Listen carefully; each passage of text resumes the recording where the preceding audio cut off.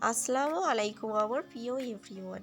আমি গতকালকে যে ভিডিওটা পাবলিশ করেছিলাম সেটা কিভাবে কাজটা করেছিলাম সেটাই আজকে দেখাচ্ছি। দেখুন, প্রথমে করছি এটা গোলাপি চির করছি, দেখতেই পাচ্ছেন।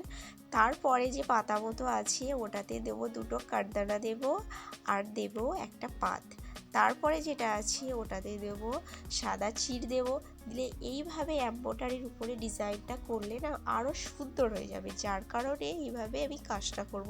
অনেকেই জানে না যে এমব্রয়ডারির উপরে কী দিয়ে সাজাবো, দিলে কি লাগবে, কি ভালো দেখাবে কি না খারাপ দেখাবে, কিন্তু এইভাবে ফলো করে দেখবেন এমব্রয়ডারির উপরে এই ধরনের কিছু বসালে কাজটা অনেকটা সুন্দর দেখায়, উজ্জ্বল দেখায়, যার কারণে এমব্রয়ডারির উপরে এইভাবে কাজ করা হয়।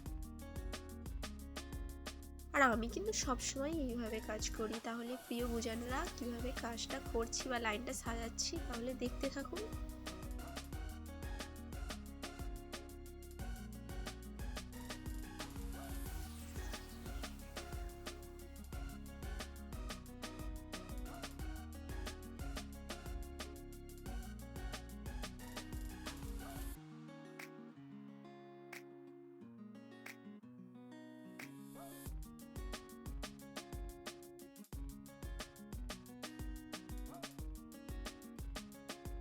দেখতেই পেলেন ভুজানরা, এইভাবে কিন্তু আমি পুরোটা সাজিয়েছি।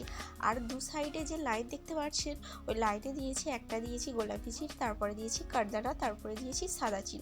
ওই সেমভাবে ওই দিকটা লাইনে দিয়েছি সাদা চির, তারপরে কাঠদানা, তারপরে গোলাপি চির।